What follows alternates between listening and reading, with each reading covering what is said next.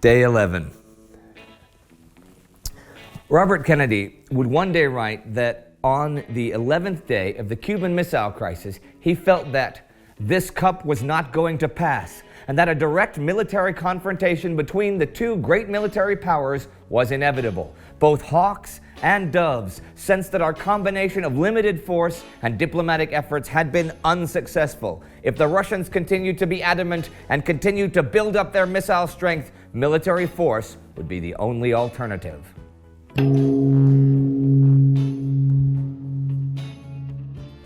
I'm Indy Neidell. This is TimeGhost, the Cuban Missile Crisis. Yesterday, U.S. Ambassador to the UN Adlai Stevenson had faced off with his Soviet counterpart Valerian Zorin and made Zorin look foolish while proving to the world that the Soviets had in fact placed nuclear weapons on Cuba. Soviet leader Nikita Khrushchev had decided to offer the U.S. a trade, guaranteed sovereignty of Cuba for removing his missiles. The so-called quarantine, a U.S. naval blockade of Cuba, was in effect, but there were no suspicious ships to stop as they had all turned back to Russia. This robbed the U.S. of the chance to show the world how the blockade would be enforced. Finally, the U.S. Navy decided to board a seemingly random non-Russian ship to perform a demonstration. On the morning of October 26, 1962, this ship, the Lebanese-flagged freighter Markula, manned by a Greek crew, which has taken on cargo in Riga and is on its way to Havana, is moored to a U.S. Navy destroyer in the waters east of Cuba. U.S. President John F. Kennedy is following the board and search operations via radio link from the White House. As expected, the ship has no contraband on board and is allowed to proceed. At the same time, Kennedy has just received the morning newspapers, and they're full of rumors of an imminent American invasion of Cuba. Considering that the U.S. Army, Navy, and Air Force have now amassed the greatest amount of men and equipment seen since the Korean War, both on and off the U.S. East Coast, this is a fairly reasonable assumption.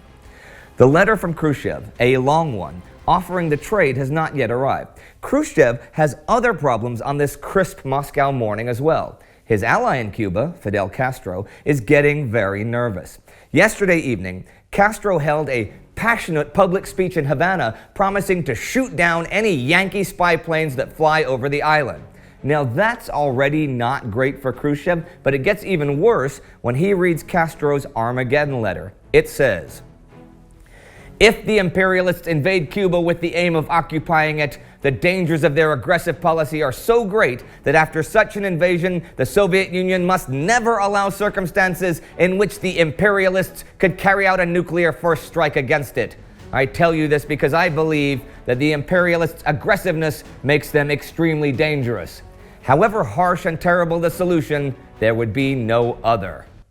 In other words, in case of an invasion of Cuba, Castro wants the USSR to strike the US with nuclear force before the US themselves resorts to nuclear arms. Now, Khrushchev could, of course, just ignore this and simply not grant Castro's wish. If it wasn't for those tactical frog missiles on Cuba, which, if he wanted to, Castro could just seize and use for himself. Not only could he fire at invading troops, from a boat, he could get someone close enough to Florida to fire a couple at the U.S. mainland. Needless to say, that would force both Khrushchev and Kennedy's hands and launch a full-out nuclear war. While Khrushchev deals with Castro, a U.S. invasion of Cuba is not fake news. President Kennedy is once again considering it. Remember, he still has not received Khrushchev's proposal. The topic of the day is what to do next, since the blockade itself will not eliminate the nukes. Now, at the beginning of this XCOM meeting, there are two remarkable things that are covered. This happens before the president starts recording, and in portions of the recording that have been excised and are still classified. But it's easy to piece together what's going on by looking at the references to those parts during the rest of the discussion and through other declassified documents. First of all, it's now known and confirmed that the U.S. knows about the tactical frog missiles. They were photographed and identified on October 25th in one of the low-altitude flybys. This does not stop discussion of an invasion. Instead, U.S. forces with tactical nukes of their own are being made ready to take part in an invasion.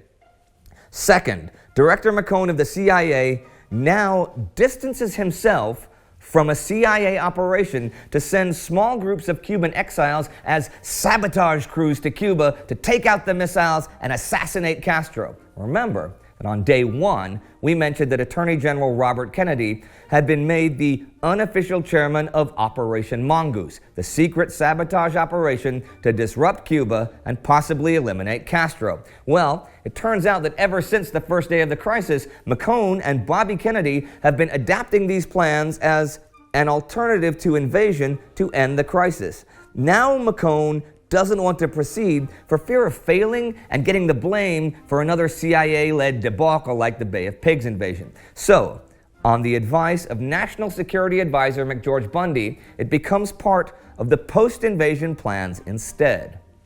Mr. President, my suggestion is that we should reconstitute Mongoose as a subcommittee of this committee in the appropriate way, and I think we can work that out this I think afternoon. that's good, because it's matter you called me about last night, you see, which is what kind of a government. And that was all part of the Mongoose.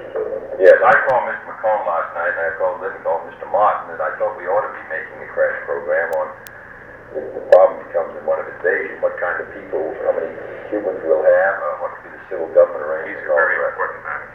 Well, now, who will take on that? McCone informs them that the meeting to set that up is already underway. So, this is how serious they are about an invasion. They're already planning how to take political and administrative control of Cuba afterwards. Another piece of important intelligence they received is that the work to make the Soviet missiles launch ready is continuing. In fact, many years later, it will come to light that at this point, a mobile unit of 2 SS-4 missiles is already deployable and set up only a few kilometers away from Guantanamo, the U.S. military base on Cuba. The XCOM members have concluded that even if the blockade is stopping new arms from coming in, it's not doing anything to get rid of the ones there. With more and more missiles getting ready, there's now a sense of urgency. In the next meeting, they start looking at their options to solve that problem. After the UN session and meetings with UN General Secretary U Thant yesterday in New York, Adlai Stevenson and Presidential Advisor John J. McCloy have now traveled to Washington and are also part of the XCOM meeting. Both of them are in favor of negotiating with the Soviets through U Thant, possibly even lifting the blockade before those negotiations start. McCone is not impressed. But I want to conclude by making it very clear. The intention here was a standstill, not positive acts. And the standstill was to include the discontinuance of construction, discontinuance of shipping, discontinuance of the quarantine for 48 which we'd have to agree how to do that in 48 hours. After that, we'd negotiate a final settlement which would relate to the withdrawal of weapons or the inoperability of weapons already inoperable. I would think inoperable becomes meaningless because during the long-term negotiations we're concerned with the withdrawal of weapons. I don't agree with that, Mr. President. I feel very strongly about it, but I think that the real crux of this matter is the fact that he's got these pointed, for all you know, right now at our hearts. And this is going to produce, I think it may produce a situation when we get to Berlin after the elections that changes the entire balance of the world power, puts us under a very great handicap to carry out our obligations to not only to our Western European allies, but to the hemisphere. And I think that we've got the momentum now. We've got the feeling that these things are serious and that that threat must be removed before we can drop the quarantine. If we drop that quarantine once, we're never going to be able to put it in effect again. And I feel that we must say that the quarantine goes on until we are satisfied that these are inoperable. Well, now the quarantine itself won't remove the weapons. So you're going to get two ways of removing the weapons. One is to negotiate them out, in other words, trade them out, and the other is to go in and take them out. I don't see any other way you're going to get the weapons out. While these deliberations go on, Others are suffering the consequences of the decisions made by the leaders on both sides of the Iron Curtain. The U.S. Navy is now hard on the heels of the 4 Soviet submarines. They chase them from one location to the other, hitting them with signaling depth charges to try to get them to surface. The chase is so intense that the subs cannot surface for fresh air or to reload their batteries. The conditions on board are absolutely horrifying. One of the seamen writes in his diary, dedicated to his wife, "We are in the enemy's lair, and we can't reveal our presence to them, but they sense our nearness and are searching for us. They detected us yesterday, but we managed to escape. Something exploded somewhere, but at a distance from us, so we don't know how serious it was. But here, inside the sub, the situation is very serious. The men are feeling notably worse. A lot of them are ill. People are fainting. Many have swollen feet. No one can sleep in this monstrous heat and stuffy air, even though everyone is very tired and weak. The worst thing is that the commander's nerves are shot to hell. He's yelling at everyone and torturing himself. He's already becoming paranoid, scared of his own shadow. For 4 days we haven't been able to get a breath of fresh air, to emerge at least with periscope death. It's getting hard to breathe in here, too much CO2. Today, 2 of the submarines run out of electricity and have to surface. Now they are allowed to recharge and are escorted back towards Russia.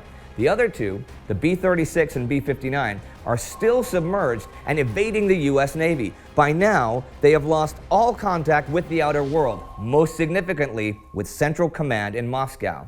In such a scenario, they have orders to determine themselves whether to deploy their tactical nukes. In Washington, D.C., XCOM is meeting again. There's no action that, other than diplomatic, that we can take, which does not immediately to get rid of these. There's only 2 ways to get rid of them, as I said this morning. One is the diplomatic way, which I don't think is going to be successful. The other way is, I would think, a combination of an airstrike and probably an invasion, which means that we would have to carry out both of those with the prospect that they might be fired.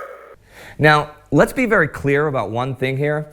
These are plans and not actions. We shouldn't misread this as saying that any of the 2 leaders wanted a war. As we've seen before, both were terrified of the idea. It's just that one action after the other on both sides has now led them down that path, one little step at a time. It's safe to assume that the U.S. president will give a small sigh of relief when he finally receives Khrushchev's offer this evening. That is, once he spent time reading and deciphering it, because it's long, rambling, and at times not very clear. What is crystal clear is that by now, both of them have long lost their grip on the leash that was supposed to hold back the dogs of war. Tomorrow they will bark and bite as one insane event after the other escalates the crisis to the actual brink of nuclear war.